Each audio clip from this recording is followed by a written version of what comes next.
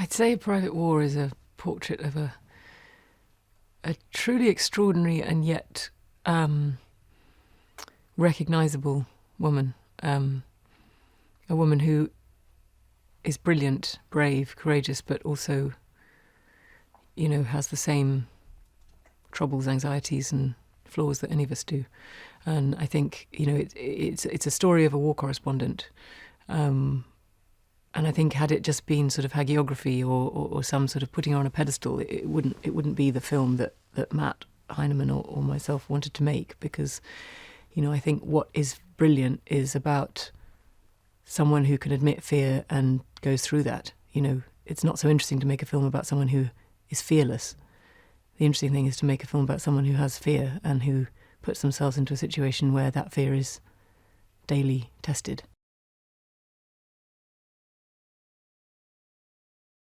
It's also, I think, a film about journalism. It's a film that looks into the heart of why people spend their lives telling other people's stories and what their belief is and how they, the trust that they place in an audience one day to read those stories, listen to those stories, pay attention to those stories, and particularly long-form journalism. It's a film about a culture that takes time to understand, not a culture that gets a kind of quick fix of a quick sort of beep on a phone that will make you outraged for a second without fully understanding. It's a tribute to getting inside a situation, finding what matters and understanding it.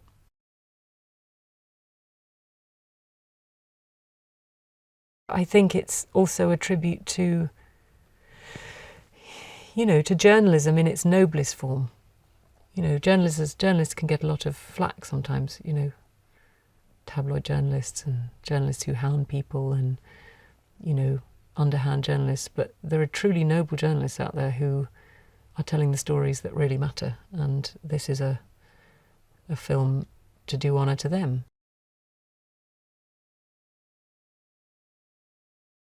We want to show both the woman in the field and the woman at home. We want to show the person whose commitment to the cause was undeniable, who had a fierceness in pursuit of a story that made her overcome any trepidation she might have felt.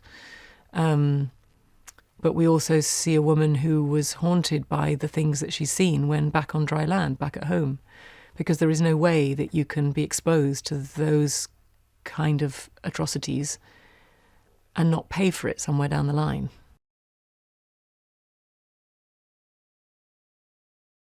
We also try and include Marie's wonderful, vivacious spirit. This was a woman who, entered a room and everybody was transfixed by a sort of glamour, but it was a glamour that came with a total conviction of purpose, a kind of person who was funny, who was outspoken, who was irreverent, who didn't take herself too seriously, and yet, of course, we know she took her job, passionately seriously. Was the life and soul of a party, but also of a conversation. Whether it was a light moment at a party or whether it was in sort of fevered intellectual debate, she was committed 100%. You got all of her all the time, and that energy was infectious.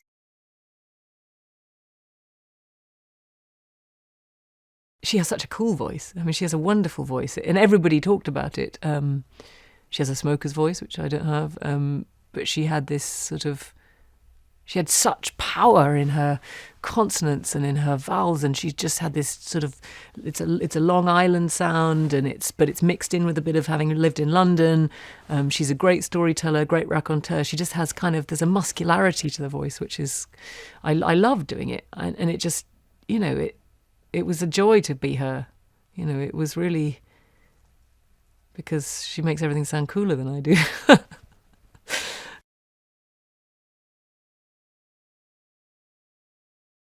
The fallout from the war zones happens when she's alone at home.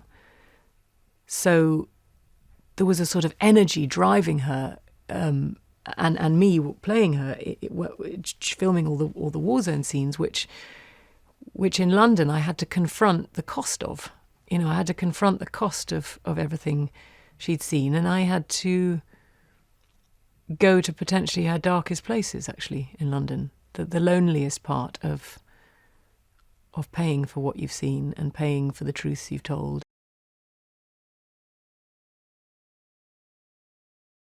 She had a tremendous disadvantage, and she went straight back into a war zone.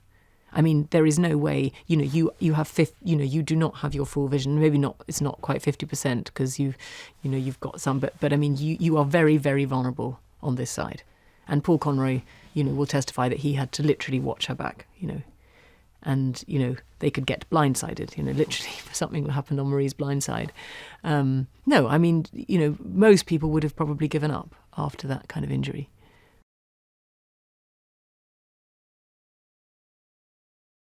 Jamie was absolutely perfect for Paul because he got on so well with Paul, and he kind of sort of took him in. He just became him. And I think Jamie and I are really, we're really proud that this relationship that feels very authentic to what Marie and Paul had is on screen. It's not like you're expecting there to be a flirtation or there to be a romance. It genuinely is what it is. It's an intense friendship under very intense conditions that leads to a pretty extraordinary bond. But it's not something you see very often on film. It's not, oh, will they, won't they, or is there a bit of sexual tension there? No, there isn't. It's what it is. It's solidarity. It's trust. It's complete. It's having each other's back through and through.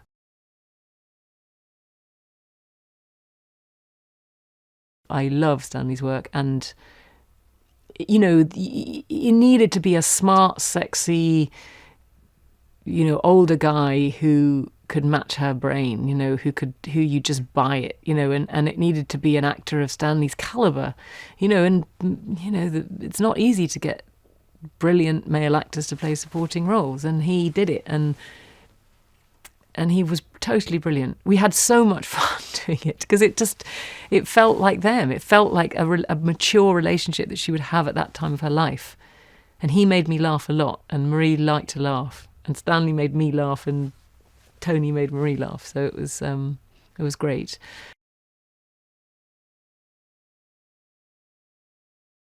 Tom Hollander, who has been a friend of mine, and we worked together since Pride and Prejudice. We did The Libertine together. It was such a joy to work with him again because I love what he does. I love his subtle, the subtle way can be humorous, cutting, he can be manipulative, he can be charming, he can be all the things that character requires. He can have dignity, he can have slight sort of shadiness, he can do it all. And he was absolutely pitch perfect in my view.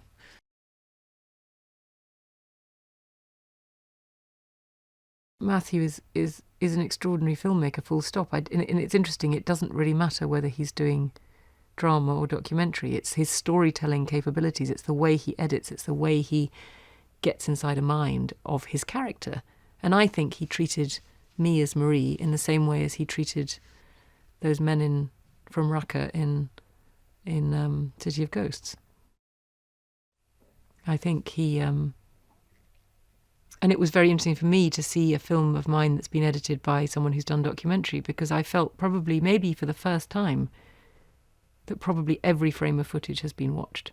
And he's taken every single little thing that all those... It's the spaces between the words that really speak in a way, isn't it?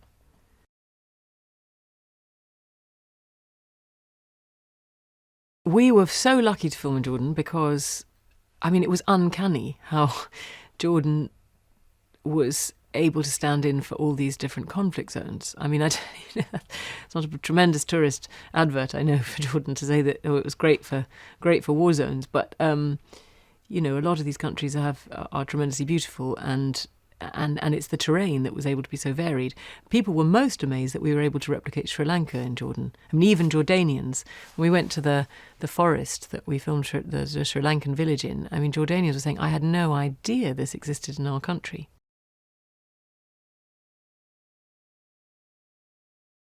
I've had some people see it, people who are not normally short of words, who found that it's affected them, the story, I mean, in a way that has left them with some sort of profound feeling of anger, confusion, sadness, mixture of all sorts of complicated feelings, I think, which is a lot of the complicated feelings I felt making the film. So I guess, that's not surprising, I suppose. Hi there, I hope you liked the video. Did you notice any behind the scenes section? Stuntmen and women have been around for a long time, stepping in for various scenes. Now, the first Hollywood stuntman was ex-US cavalryman Frank Hanaway, who was cast in The Great Train Robbery from 1903 for his ability to fall off a horse without hurting himself. The first Hollywood stuntwoman was Helen Gibson, who doubled for Helen Holmes in the first 26 episode of The Hazards of Helen from 1914. She was trained as a trick rider and married to cowboy star Hoot Gibson. Who would you like to have as your stunt double? Let me know in the comments below. For me, Megan Fox. Same, twins. Remember, we publish new videos every day, so be sure to subscribe for more great content. Bye bye.